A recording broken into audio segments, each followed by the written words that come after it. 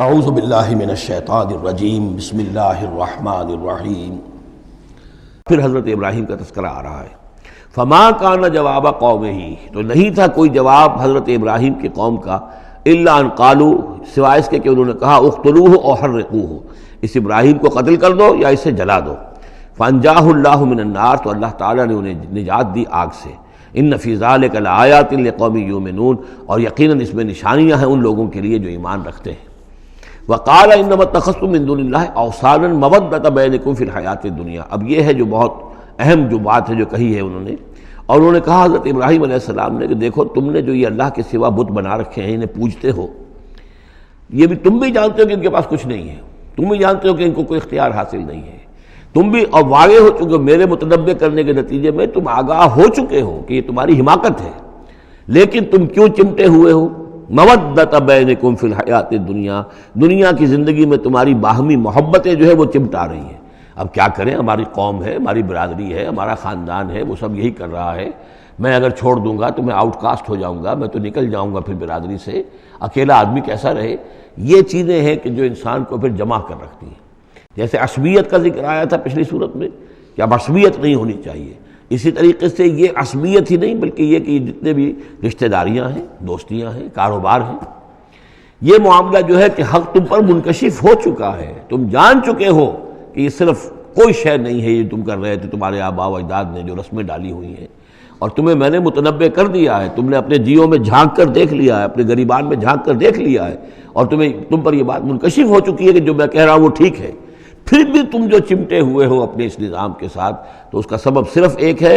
وقال انما اتخذتم من دون اللہ اوثانا مودۃ بینکم فی الحیاۃ الدنیا، تمہاری باہمی محبتیں جو ہیں دنیا کی زندگی میں وہ تمہیں چمٹائے رہتی ہیں۔ یہی معاملہ ہے اس دنیا میں جب کوئی تحریک اٹھتی ہے اللہ کے دین کے کام کرنے کے لیے، اور بہت مخلص لوگ اس میں شامل ہوتے ہیں، محنت کرتے ہیں، کوشش کرتے ہیں۔ فرض کیجئے کسی شخص سے کوئی غلطی ہو گئی، کوئی غلط رخ مڑ گئی تحریک، اب وہ تحریک جو ہے وہ کافی عرصے کے بعد اس کے اثرات ظاہر ہوئے، اس کے نتائج جو ہے لوگوں کے سامنے آ رہے ہیں، محسوس بھی ہو جاتا ہے کہ یہ واقعتاً ہم کسی غلط راستے پر آ گئے ہیں، لیکن یہ کہ پھر وہ ایک عصبیت جماعتی ایسی پیدا ہو جاتی ہے کہ سب کچھ ماننے کے باوجود پھر اس جماعت کو چھوڑنے کو تیار نہیں ہوتے۔ ہماری دوستیاں ہیں، ہماری رشتہ داریاں ہیں، ہمارے کاروباری تعلقات ہیں، یا یہ کہ کچھ لوگوں کے تو اپنے مفادات بھی اس میں شامل ہو جاتے ہیں، اس لیے کہ کچھ عرصے کے بعد ہر جماعت جو ہے وہ ایک فرقہ بن جاتی ہے۔ جیسے کہ آپ کو معلوم ہے کہ اللہ تعالیٰ نے اس امت کے لیے جو ہے وہ 3 چیزوں کا بندوبست کیا ہے ختم نبوت کے خلا کو پر کرنے کے لیے۔ نبوت ختم ہو گئی محمد الرسول اللہ پر، تو جو خلا پیدا ہوا وہ 3 چیزوں سے پر ہوا۔ نمبر 1، قرآن کی حفاظت کا ذمہ اللہ نے لے لیا، جب نہ تورات کا لیا تھا نہ انجیل کا لیا تھا۔ نمبر 2، ہر صدی میں مجددین کے اٹھانے کا اہتمام کر لیا، ایسے لوگ اٹھاتے رہے، نبی تو نہیں ہوں گے، وہی نہیں آئے گی، لیکن وہ دین کو تازہ کریں گے، دین کی حقیقی تعلیمات جو لوگ بھول چکے ہوں گے دوبارہ یاد دلائیں گے، دین کی اصل حقائق کی طرف متوجہ کریں گے۔ اور تیسرا یہ کہ ایک جماعت ضرور قائم رہے گی حق پر، لا تزال فی امتی طائفۃ قائمین علی الحق۔ اب ہوتا کیا ہے، ایک صدی میں کوئی ایک مجدد اٹھا، اس نے محنت کی، کوشش کی، جد و جہد کی، کچھ لوگ اس کے گرد آ گئے، جمع ہو گئے، آوان و انصار ہو گئے، وہ ایک جماعت بن گئے، لیکن یہ کہ اگلی نسل میں کیا ہوگا، یہ لوگ جو آئے تھے اس کے ساتھ، یہ تو آئے تھے فیس ویلیو پر اس کو قبول کرنے کے، یہ دعوت صحیح ہے، لیکن ان کی اولاد اب اس لیے چمٹ رہی ہے کہ ہمارے والد تھے اس جماعت میں۔ اب یہ عصبیت کا ایک سلسلہ شروع ہوا۔ تیسری نسل میں آ کر پھر یہ ہو جاتا ہے اتنے عرصے میں اس جماعت کا ایک حلقہ بن گیا، اس کے آپس کے دوستیاں ہیں، تعلقات ہیں، لین دین بھی ہے، رشتہ داریاں بھی ہو گئی ہیں، لہذا وہ ایک فرقے کی شکل اختیار کر لیتے ہیں، اب اس فرقے کے ساتھ چمٹ کر لوگ رہتے ہیں، لیکن پھر اللہ تعالیٰ کسی اور کو اٹھاتا ہے، اور پھر کوئی اللہ کا بندہ جو ہے اسی کام کو اثر نو شروع کرتا ہے۔ یہی ہوتا آیا ہے، اسی لیے ہر صدی میں مجددین، اس لیے کہ تیسری نسل میں آ کر دعوت جو ہے وہ لازماً اس کے اندر خرابی پیدا ہو جاتی ہے۔ اس لیے کہ حضور نے بھی فرمایا خیر امتی قرنی ثم الذین یلونہم ثم الذین یلونہم، بہترین میری امت کا دور تو ہے میرا اپنا دور، پھر وہ جو میرے بعد ہیں، اور پھر وہ جو ان کے بعد ہیں، تو 3 نسلوں کو آپ نے خیر قرار دیا ہے۔ اس کے بعد ظاہر بات ہے زوال آیا ہے، ہمارے ہاں بھی آیا ہے۔ جب حضور کی قائم کی ہوئی جماعت میں زوال آ گیا تو اور کون ہوگا بڑا سے بڑا شخص کہ جس کی قائم کی ہوئی کسی جماعت میں زوال نہ آئے۔ یہ تو چیزیں ہوتی ہیں، لیکن ہر شخص کو ہر وقت دیکھنا چاہیے کہ آج کے دور میں دین کا وہ کام کس کے حوالے اللہ نے کیا ہے، کس کو توفیق دی ہے جو صحیح طریقے پر اس کام کو کر رہا ہے، اور اس کا ساتھ دینا چاہیے۔ کسی جماعتی عصبیت، جس طرح کسی قبائلی عصبیت کے اندر مبتلا نہیں ہونا چاہیے، ایسے ہی کسی جماعتی عصبیت میں بھی مبتلا نہیں ہونا چاہیے۔ یہ ہے وہ اہم بات جو یہاں آئی ہے۔ قال انما اتخذتم من دون اللہ اوثانا مودۃ بینکم فی الحیاۃ الدنیا ثم یوم القیامۃ یکفر بعضکم بعضا ببعض، پھر قیامت کے تم ایک دوسرے کا انکار کرو گے، تم ابھی تو بڑی دوستیاں ہیں، بڑا گٹھ جوڑ ہے، وَيَلْعَنُ بَعْضُكُمْ بَعْضًا، اور تم میں سے بعض دوسروں کو لعنت کریں گے، وَمَأْوَاكُمُ النَّارُ، اور تم سب کا ٹھکانہ ہوگی آگ، وَمَا لَكُم مِّن نَاصِرِينَ، اور نہیں ہوگا کوئی تمہارے لیے مدد کرنے والے۔ فآمن لہ لوط، تو حضرت لوط ایمان لے آئے حضرت ابراہیم پر، وہ ان کے بھتیجے تھے۔ وقال انی مہاجر الی ربی، اور حضرت ابراہیم نے کہا میں اپنے رب کی طرف ہجرت کر رہا ہوں۔ وہ اپنا ملک چھوڑ کر چلے آئے شام کی طرف۔ قرآن مجید میں کہیں بھی پھر اس کے بعد یہ تذکرہ نہیں ملتا کہ ان کی قوم کا کیا حشر ہوا، پیچھے ان کو ہلاک کیا گیا، کیا ہوا، واللہ عالم۔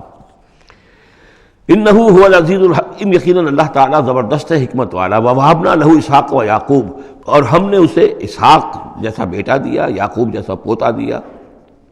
وجعلنا فی ذریتہ النبوۃ والکتاب، اور پھر ہم نے اسی کی نسل میں، اسی کی اولاد میں نبوت اور کتاب رکھ دی۔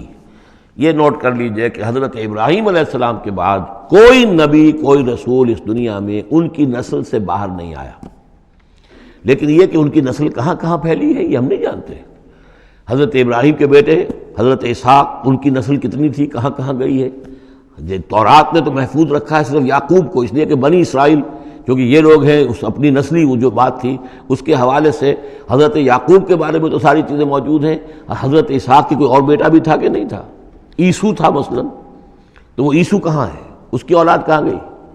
اس طرح بنی قطورہ، کئی بیٹے تھے حضرت ابراہیم کے حضرت قطورہ سے، تو ان میں سے صرف ایک کا ہمیں تذکرہ ملتا ہے، اور وہ ہے حضرت شعیب جس نسل میں آئے ہیں، مریم کی اولاد، باقی کہاں گئے؟ تو اسی طریقے سے یہ کہ یہ در حقیقت یہ اولاد ابراہیم کہاں کہاں پھیلی ہے، جیسے کہ میرا گمان ہے کہ ہندوستان میں بھی آئی ہے۔ نہ صرف یہ کہ ہو سکتا ہے کہ حضرت اسحاق کی اولاد میں سے عیسو کی اولاد آئی ہو اور وہ یہاں پر آباد ہوئی ہو، لیکن یہ کہ ان کا تعلق بھی یہ خاص طور پر برہمن طبقہ جو ہے، میں سمجھتا ہوں کہ وہ اسی طریقے سے ابراہیم کی نسل سے ہے۔ برہمن ابراہیم سے تعلق رکھنے والا برہمن، تو یہ میں سمجھتا ہوں کہ لفظی جو ہے اس کے اندر مناسبت موجود ہے۔ واللہ عالم، یقین سے ہم نہیں کہہ سکتے، الا یہ کہ کوئی شخص ہسٹری کا اس کو اپنا ریسرچ کا موضوع بنائے، بڑا عالم ہو، وہ لائبریریاں جو ہیں کھنگالے اور پرانی تاریخیں دیکھے، شاید۔ وَوَهَبْنَا لَهُ إِسْحَاقَ وَيَعْقُوبَ وَجَعَلْنَا فِي ذُرِّيَّتِهِ النُّبُوَّةَ وَالْكِتَابَ، ہم نے اسی کی نسل میں، اسی کی اولاد میں نبوت اور کتاب رکھ دی۔ طویل عرصے تک وہ نبوت و کتاب آتی رہی حضرت یعقوب کی اولاد میں، پھر آخری نبوت و رسالت حضرت اسماعیل کی اولاد میں۔ وَآتَيْنَاهُ أَجْرَهُ فِي الدُّنْيَا، ہم نے اسے اجر جو ہے دنیا میں بھی عطا فرمایا۔ وَإِنَّهُ فِي الْآخِرَةِ لَمِنَ الصَّالِحِينَ، اور یقیناً وہ آخرت میں ہمارے بڑے نیک بندوں میں سے ہیں۔ صدق اللہ العظیم۔